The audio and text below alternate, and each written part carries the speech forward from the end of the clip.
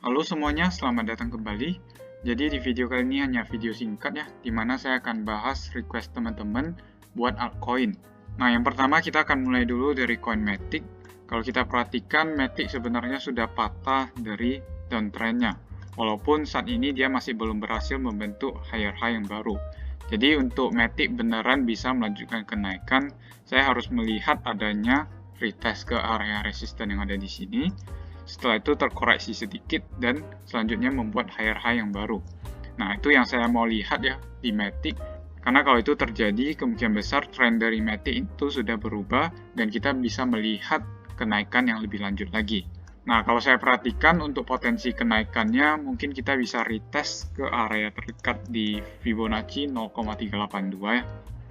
Jadi area di sini bisa menjadi area krusial nantinya untuk Matic.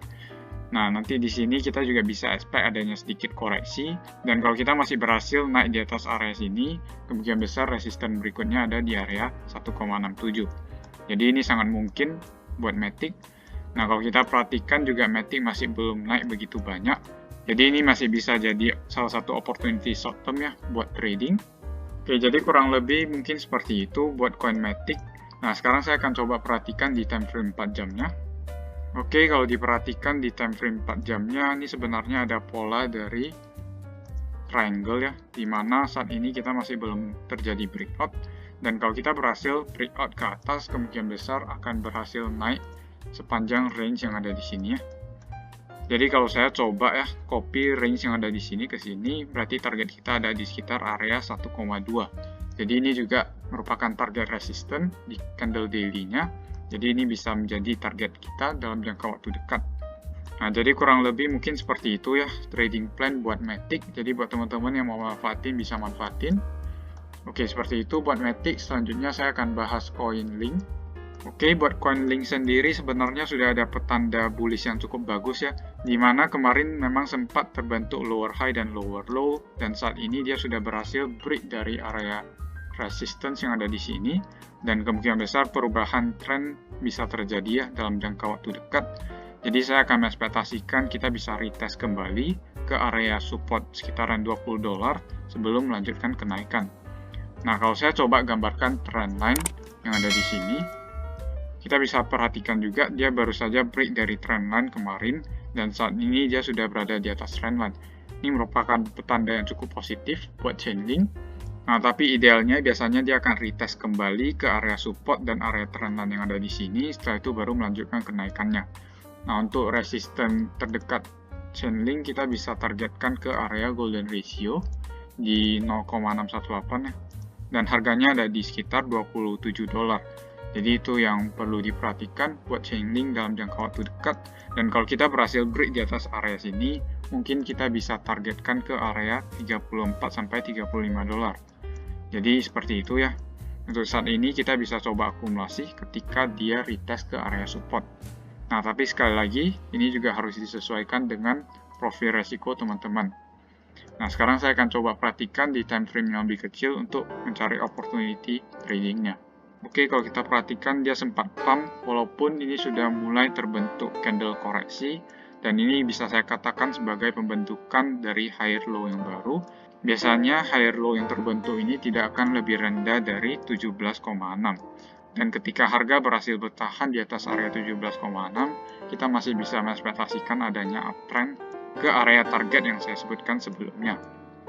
Jadi seperti itu ya buat Chainlink. Untuk strategi entry-nya ini kita bisa coba entry di area 0,382 retracement. Jadi ini sekitar area 21,2. Jadi ketika harga menyentuh area sini, ini bisa menjadi entry trigger. Ini terutama untuk trading plan di futures ya.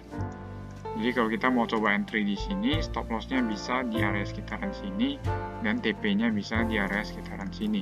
Nah, tapi idealnya memang kalau bisa kita harus entry di sekitar $20. Karena $20 ini merupakan area support daily-nya. Jadi sangat memungkinkan kalau harga masih bisa retest kembali ke area tersebut. Nah, ini untuk risk to reward-nya 4:1, jadi masih cukup oke. Oke, seperti itu ya buat Chainlink. Selanjutnya saya akan bahas koin XRP. Oke, sebenarnya untuk chart XRP saat ini cukup bagus ya, dimana ini ada pattern dari double bottom dan harga sudah berhasil breakout dari pattern tersebut. Nah, saat ini kalau saya perhatikan, dia lagi mencoba untuk retest kembali ke area pattern tersebut. Nah, setelah itu, kemungkinan besar kita akan melihat adanya kenaikan. Target terdekatnya ada di sekitaran sini ya, 0,93 dolar. Jadi itu bisa menjadi target yang patut teman-teman perhatikan. Dalam jangka waktu menengah mungkin kita bisa retest ke area tersebut. Nah, selama harga SRP bisa bertahan di atas area 0,7, kecenderungannya masih cukup bullish. Nah, tapi kalau kedepannya dia berhasil jatuh di bawah area 0,7, mungkin dia akan ada sedikit sideways dulu di area sana sebelum melanjutkan kenaikannya. Jadi kalau saya perhatikan memang kedua skenario tersebut tetap menghasilkan kenaikan. Nah, ini tinggal masalah waktu, apakah dia mengalami kenaikan dengan cara yang cukup cepat atau dia bakal sideways dulu sebelum lanjut naik. Nah, sebenarnya saya juga pernah gambarkan satu trendline ya. Ini trendline sudah cukup lama saya gambarkan, di mana dalam big picture-nya ini ada pattern dari bullish flag. Dan biasanya ketika pattern ini muncul, kita akan berakhir break ke atas. Saat ini memang area resisten trendline-nya juga ada di sekitar 0,93. Jadi itu bisa menjadi target yang patut kita perhatikan. Dan kalau SRP berhasil naik di atas area trendline ini, kita bisa dengan mudah retest kembali ke area resisten 1,6. Jadi itu yang perlu teman-teman perhatikan ya buat SRP. Dan ini merupakan opportunity yang cukup bagus menurut saya.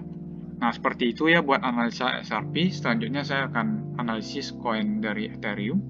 Oke, sebenarnya pattern dari SRP dan Ethereum ini cukup mirip ya, dimana kalau kita perhatikan dia baru saja breakout dari area resistennya, dan kemungkinan besar kita akan melihat adanya kenaikan lebih lanjut ke area sekitaran 2600, dan kalau kita masih berhasil breakout di atas area tersebut, kita bakal naik ke area 2800. Jadi itu merupakan dua target yang patut kita perhatikan buat Ethereum.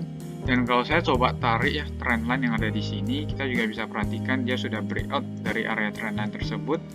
Dan skenario dari falling wedge yang saya sebutkan di video-video kemarin itu sudah berhasil ya.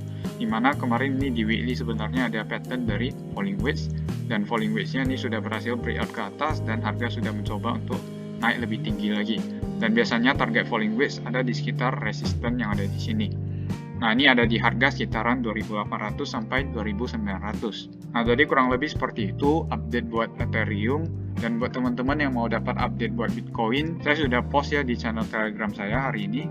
Jadi bisa langsung perhatikan di channel tersebut. Nah, buat teman-teman yang belum join, bisa langsung join, linknya ada di deskripsi. Sekian saja ya untuk video kali ini. Terima kasih sudah menonton, sampai jumpa di video berikutnya.